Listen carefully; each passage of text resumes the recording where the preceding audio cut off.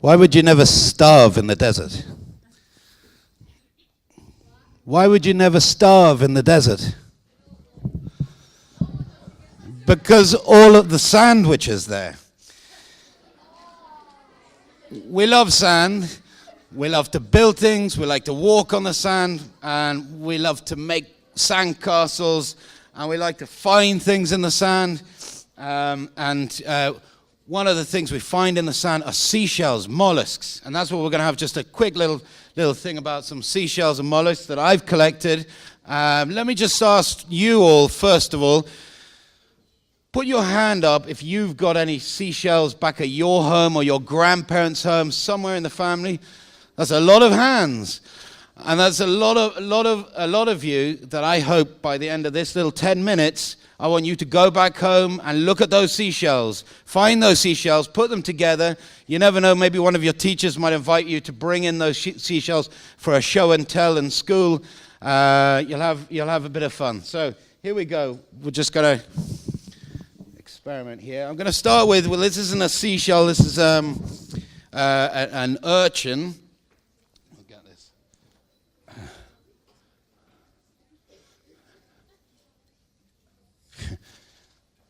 Just get this part sorted out and then we can... Okay, so we've got the classic urchin, and we normally think of the urchin like a starfish. Actually, an urchin very often is more like a spherical ball, which has got loads of spikes. One of the stands upstairs has a wonderful demonstration of urchins with all the spikes. But anyway, the starfish, it's like the human in the way that it's mostly water. It's unlike the human, the fact that it doesn't have a brain. We've got a brain.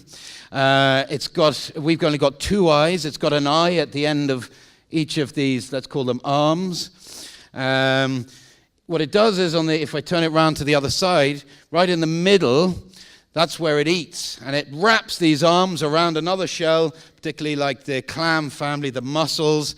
And they fight, they wrestle. The starfish is trying to prise open the mussel. The mussel's trying to hold tight. And after about an hour's wrestle, the starfish wins and will prise open the mussel shell and will turn its stomach right in the middle of that inside out. And then you'll have a kind of mussel soup after that. Anyway, so we find loads of starfish in Ireland. I'm going to show you a few shells to start with that we'll find a lot around in Ireland. Then I'll show you a few we probably won't find in Ireland. I'll start with the big family, the clam family. So here we are, just to get the right position. This is one you might find a lot around the Irish coast, the razor clam. It's a long, tubular type of shell that you find around the low tide area. You see the little squiggles and holes in the beach on the low tide. Well, that's these things, and also lugworms. And it's what they are. They're kind of they're vertical, right? So they're they're like that under the sand, and they're only just about that much on the sand, if you can see me from here. And so we walk on the sand here, and there they are, just only a couple of inches below the sand, and we don't see them really. We just see the squiggles. But there are thousands of these, like a huge army stacked up underneath the sand. But we'll find the little shell bits of them, and we'll know they're there. Another very popular one in the clam family is the scallop shell. And the scallop shell you'll find a lot of people have in their bathrooms with soap on. People like to eat off them. People like to very decorative things. Also a big pilgrimage in the Spain-Portugal area.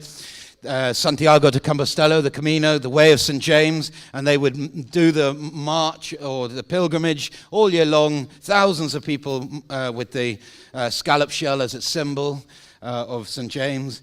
And also a big company, Shell Oil, used to have that symbol. So humans love the scallop shell for loads of reasons.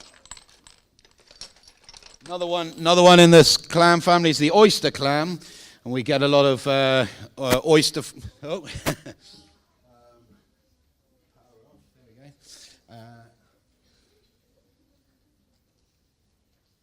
we get a lot of oysters in Ireland. Most of them get shipped out of Ireland takes about 3 years for an oyster shell to be harvested, and then it's ready for consumption.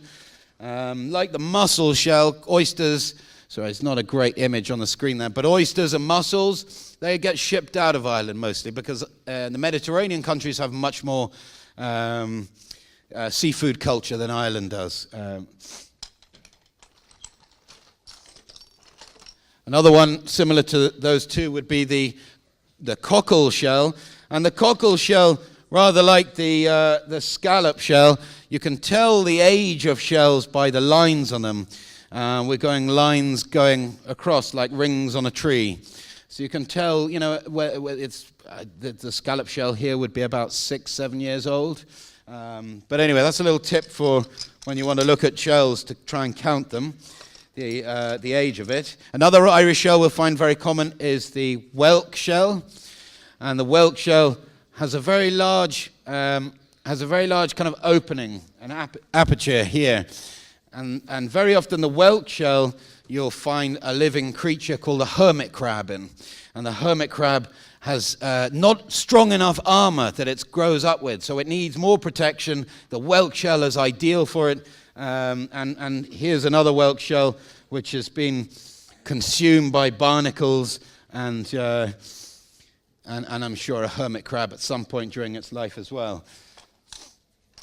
All shells are made from a spiral. So here's just an example. All shells made from a spiral, and this one's called a screw shell.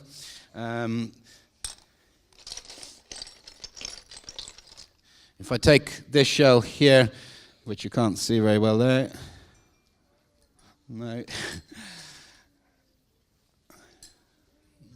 sorry, it's not coming up very clearly there. But anyway, there's another example of the top shell, and you can see the spiral that it comes. Moving on from that. Okay, I'm going to show you a few more exotic ones just to kind of go forward on them.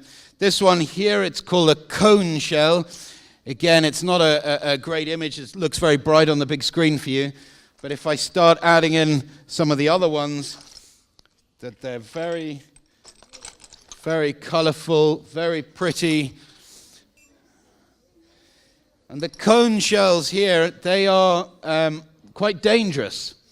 And if you were to find these shells in the water, they have on the underside, they have a harpoon of venom that they can inject out of the shell. So they can be quite a deadly shell, really. But they're very collectible, and a tourist trade love the cone shells, as they also love the cowrie shell. And the cowrie shell is very ornamental, very, you kind of know it by the kind of zip-like kind of feature on it. Here's classic cowrie with star signs carved into the side. So the tourist trade love the cowrie and the cones. When you get into estuary areas, freshwater meets saltwater, you get a lot of strange-looking shells, and also very beautiful. This one's called the moon shell. This one's called a sundial shell. Very abundant, very popular you'll find in Ireland, but around the estuarine areas. This shell here is called a Scorpio shell. Let's do it that way. And the Scorpio shell will be kind of one of these kind of classic examples where the shell would have started off a very small shell, and then through evolution it developed its shell to look like the biggest, baddest creature in its neighborhood, the scorpion in this case. It's a classic evolution kind of case there, the Scorpio shell. We've got this wonderful shell here, which is called, it's actually not part of the mollusk, it's a nautilus. And the nautilus is a very interesting kind of creature. It's part of the squid family. And the squid family, if I was to cut open the side of it, we'll see inside of the nautilus, and here it is. And what it does is it uses each chambers to regulate how much water should be in or not, so that it creates the buoyancy. So here these things are going up and down, and they're just letting out how much water. It's gone again.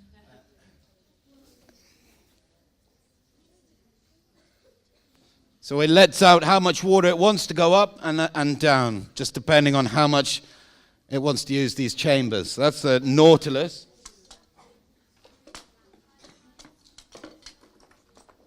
This is one of my favorite ones here. This is the stone carrier. This is a very hard thing to find, and basically it uses stones to piece together, I think really to anchor it down, but it's an unusual one where it's used bits of stones to make it shell. It's kind of the stone carriers. And there are lots like kind of worm-like ones. I've got a couple here which are called Ainger shells. And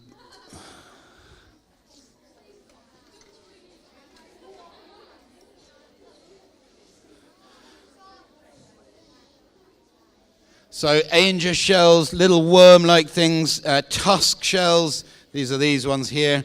Lots of kind of like worm, but with shells.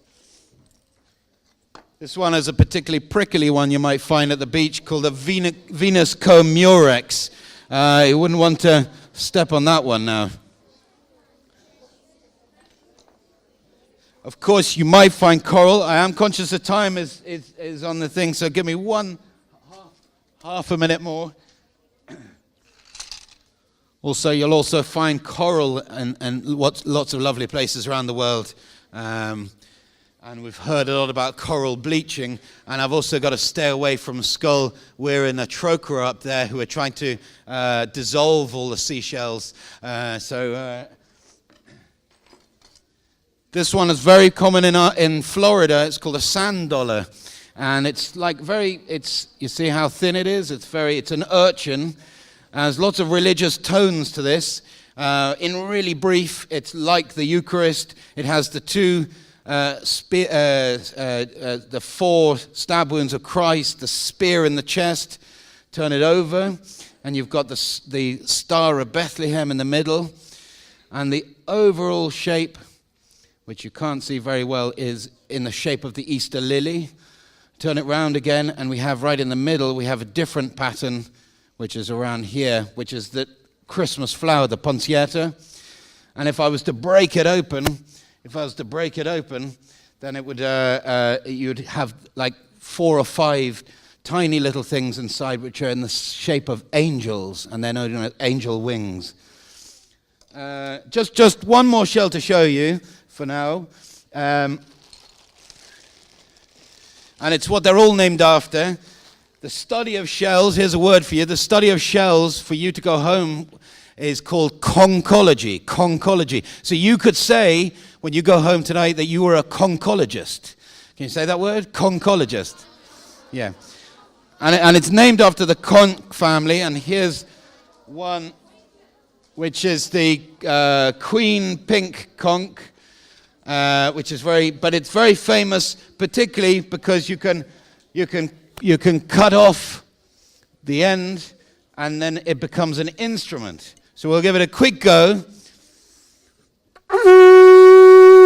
which of course will be classic, kind of iconic seashell thing. Look, I'm going to finish on one more thing. I asked you at the beginning who had seashells back at their home. I want you to go and look what ones you've got, bring them into school, show them to your family, have a bit of fun. Seashell collecting is a wonderful thing. I've enjoyed it over the years. This was a small kind of collection here. This is my collection, probably back home. But I want you. My challenge for you is for you to build up your collection back at your home. Okay.